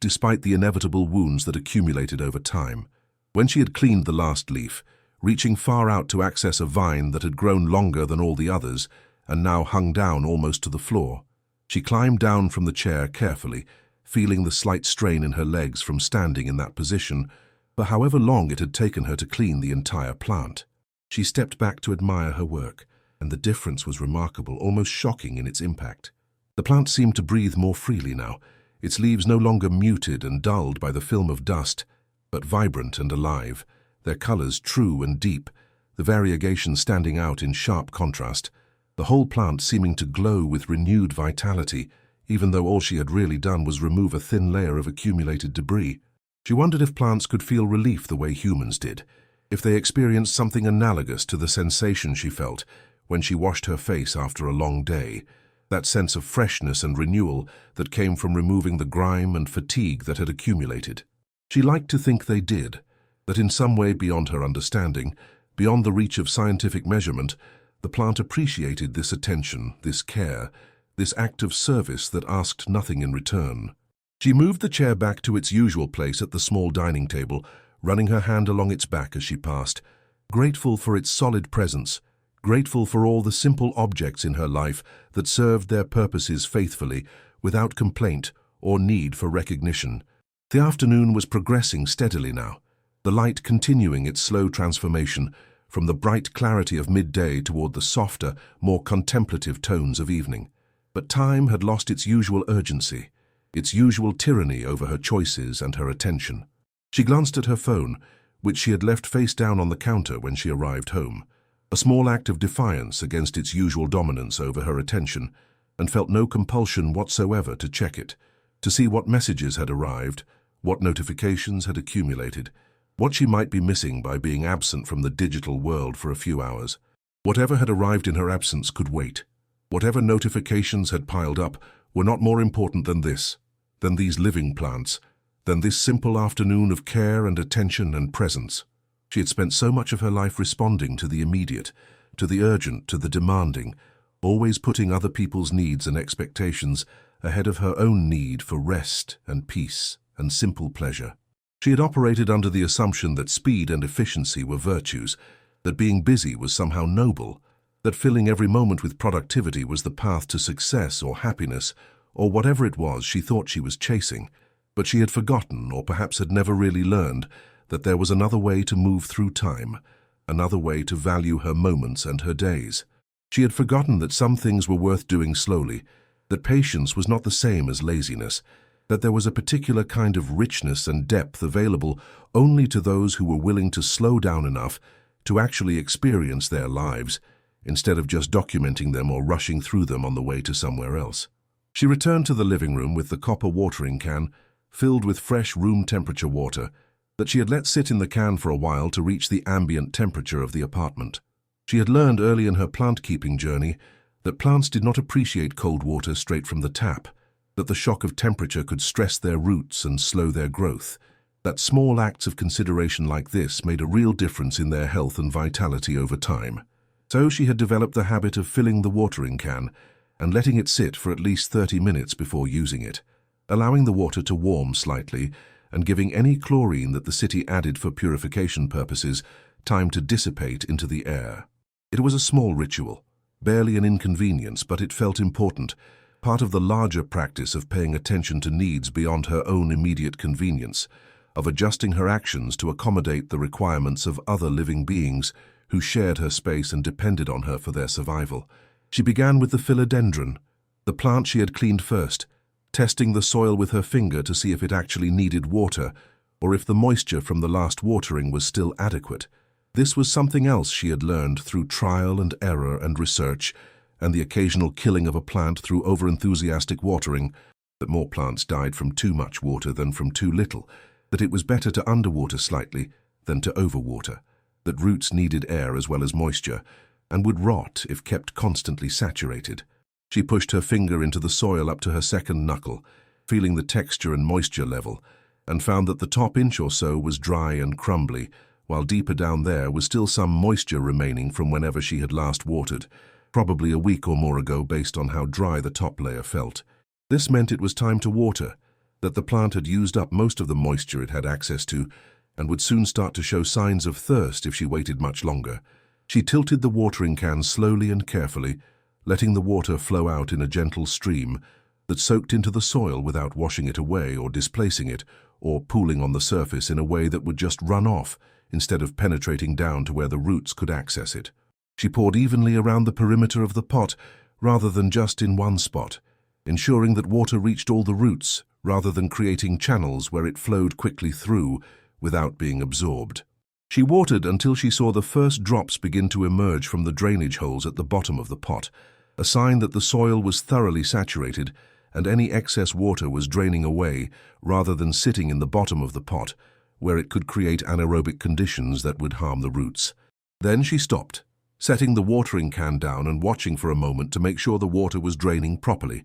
that she had not accidentally blocked the drainage holes with compacted soil or roots. It was enough. The plant would draw up what it needed through its roots over the next hours and days, using its vascular system to transport water and dissolved minerals throughout its structure, distributing moisture to every leaf and stem and growing tip in ways that were far more sophisticated and efficient than any irrigation system humans had ever devised. Moving from plant to plant with the deliberate pace of someone engaged in a walking meditation, she repeated this process with slight variations depending on each plant's specific needs and preferences, which she had learned over time through observation and research and sometimes through the plant itself, telling her through visual cues that something was wrong. The snake plant, being a succulent adapted to survive in arid conditions with infrequent rainfall, needed less water and less frequently than the tropical plants in her collection. She tested its soil and found it was still slightly moist from the last watering,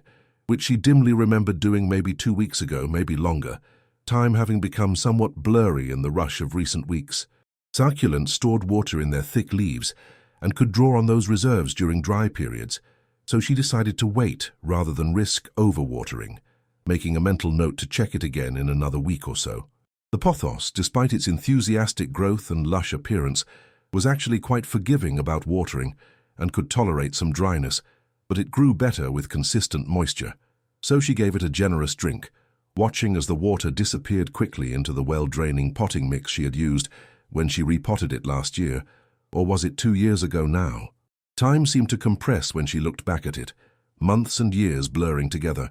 marked only by the slow growth of plants and the gradual accumulation of changes in her life that she barely noticed as they were happening. The peace lily was thirstier than the others, its leaves beginning to droop slightly in that dramatic way peace lilies had of signaling their need for water, going from perky and upright to visibly wilted in what seemed like a matter of hours once they decided they were thirsty. She had learned not to panic when she saw this droop, had learned that peace lilies were theatrical in their displays of distress, but remarkably resilient, bouncing back quickly once their needs were met. She gave it a thorough soaking, pouring slowly and watching the water sink into the soil, then pouring more until it began to drain from the bottom. She made a mental note to check on it more frequently, maybe to water it a day or two before it got to the point of drooping, to keep it from having to go through that cycle of stress and recovery, even though she knew the plant would be fine. It was part of caring, she thought, anticipating needs before they became urgent,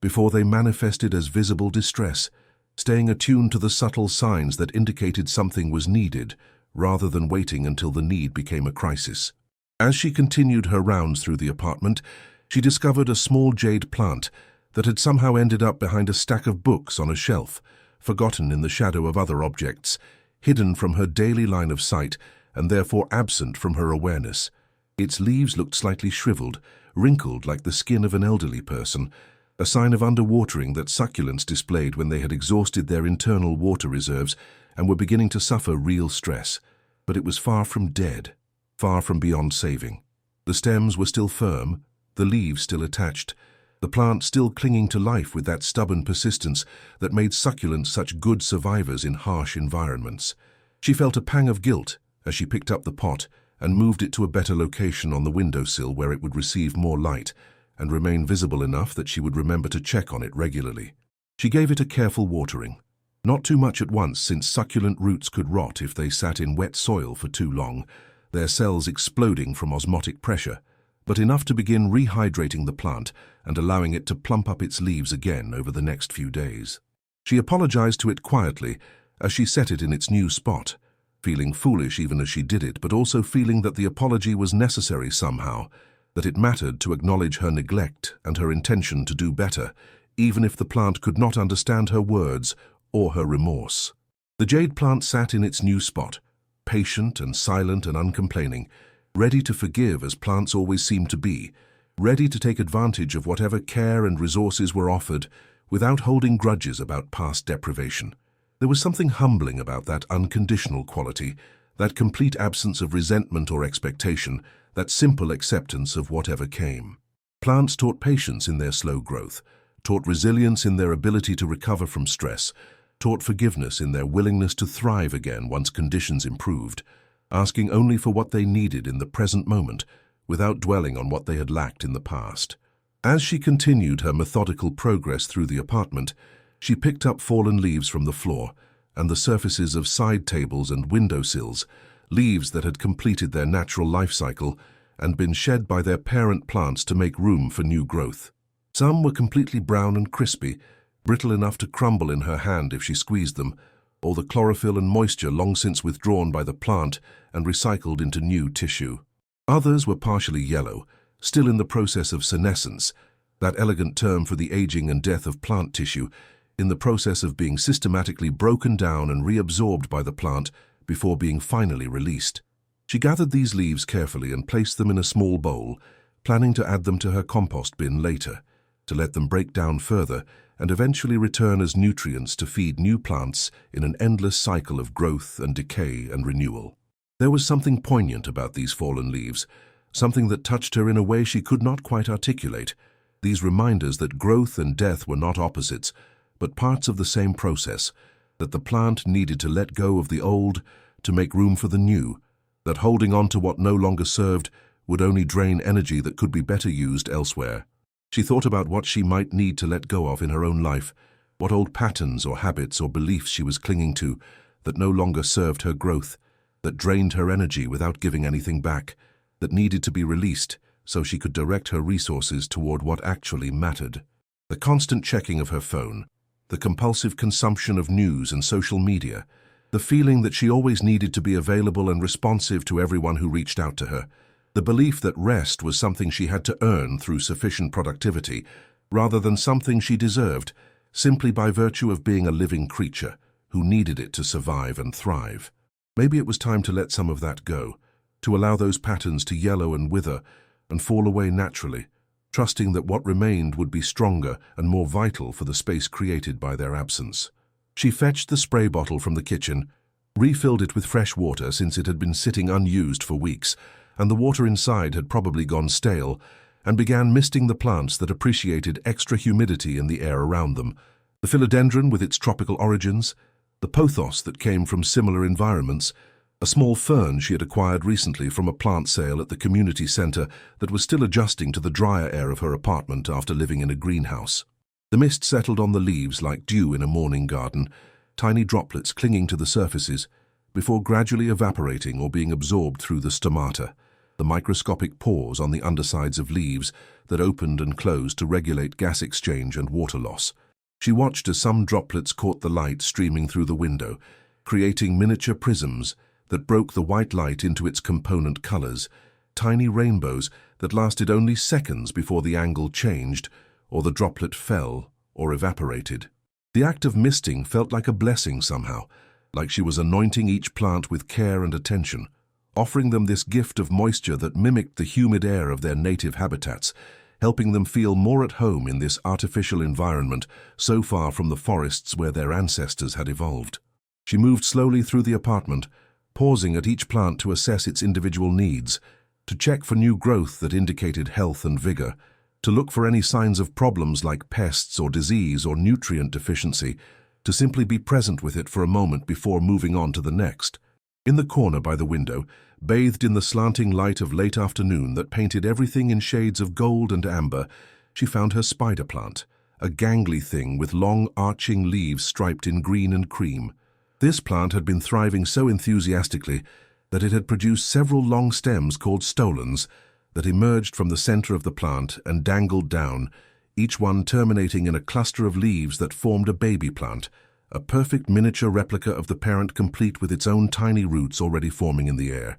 ready to establish themselves in soil if they ever made contacts, tee-hee with it. She examined these plantlets, called pups or spiderets depending on which source you consulted, seeing their tiny roots already forming in the air, thin white threads reaching down as if searching for soil they knew must be somewhere below. She made a mental note to pot them soon, to give them their own containers and their own space to grow into independent plants that she could keep or give away to friends who might appreciate them, continuing the cycle of plant sharing that had brought so many of her own plants into her life. But for now, she left the plantlets attached to the mother plant, still drawing nutrients and energy from that connection, still being supported and nourished while they developed the root systems they would need to survive on their own. There would be time for separation later, time for independence and individual growth. For now, they could remain together, the parent plant supporting its offspring in that generous, uncomplicated way that plants had, giving without expectation of return,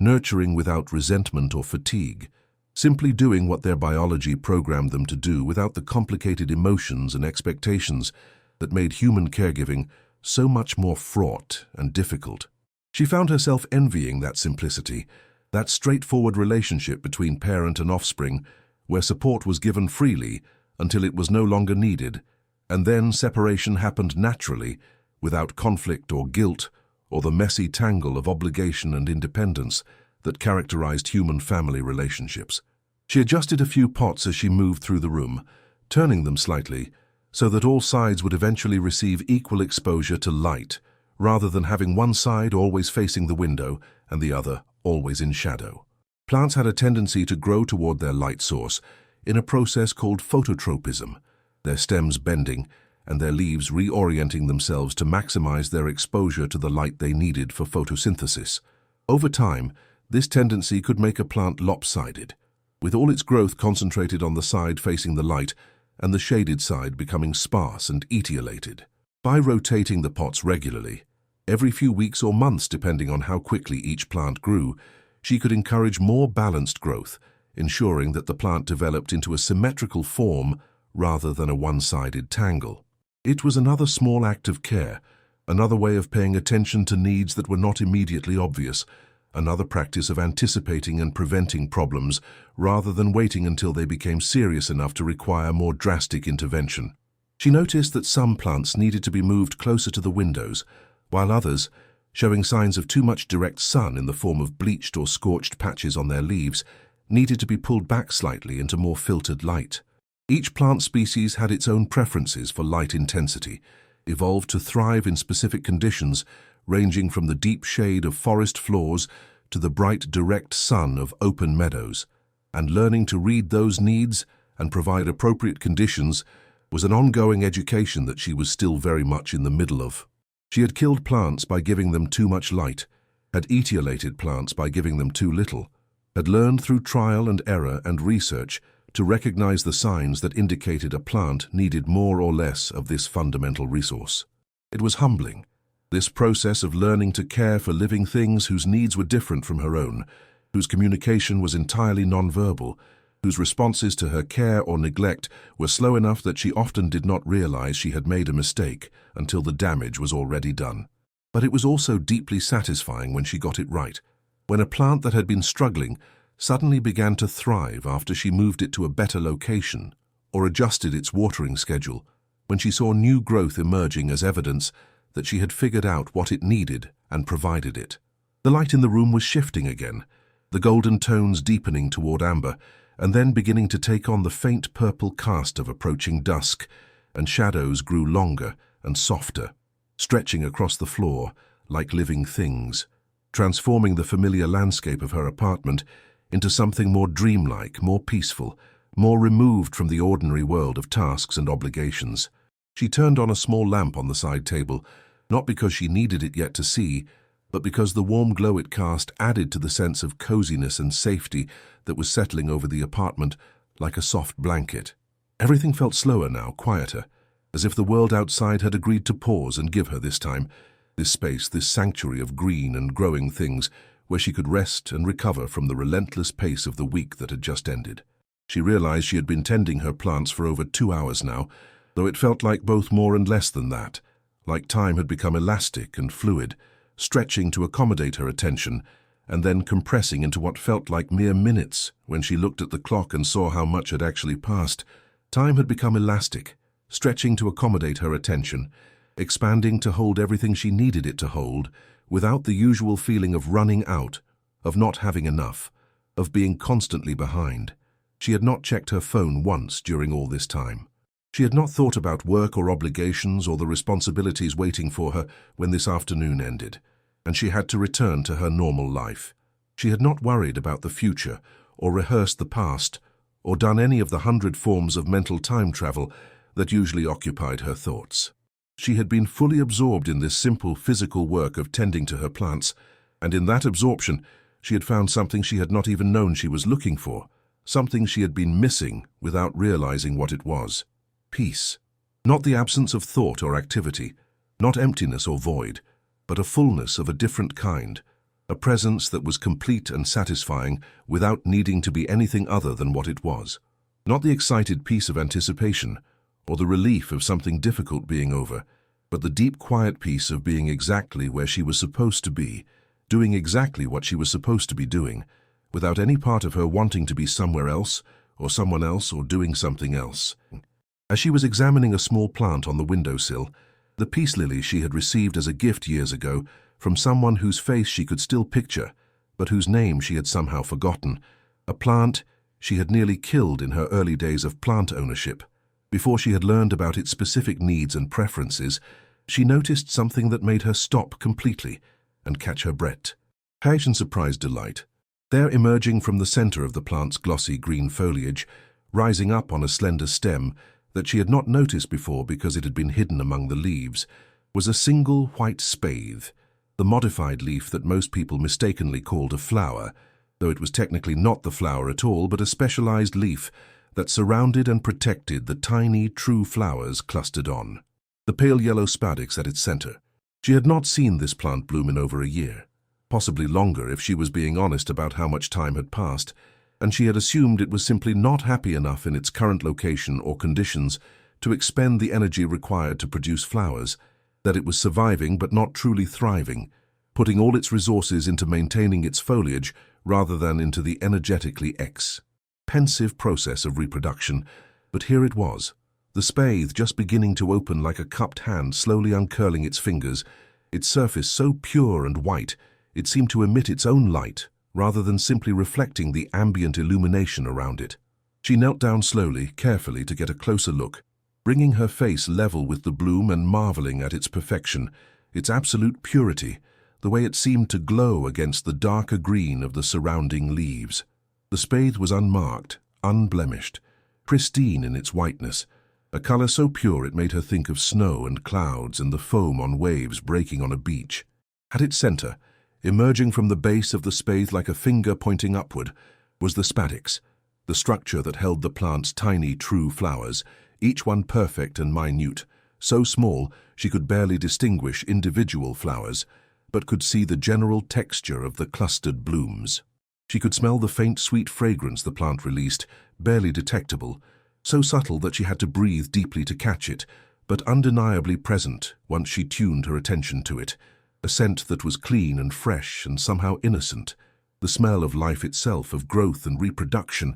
and the endless eternal cycle of blooming and fading and blooming again that had continued for millions of years before humans evolved and would continue long after humans were gone. She felt her eyes grow warm with tears, moisture gathering along her lower lids and threatening to spill over, though she could not have explained to anyone, even to herself, why this small thing moved her so deeply. Why a single flower on a plant in her living room had the power to bring her to the edge of crying. Perhaps it was the surprise of it, the completely unexpected gift of beauty, appearing exactly when she had decided to slow down and pay attention, when she had chosen presence over productivity, when she had given herself permission to spend an entire afternoon doing nothing but tending to these living things that depended on her. Perhaps it was the realization that this bloom had been preparing itself for days or even weeks, developing in secret, while she rushed past it every morning without a glance, without a thought, without any awareness that something miraculous was happening right in front of her,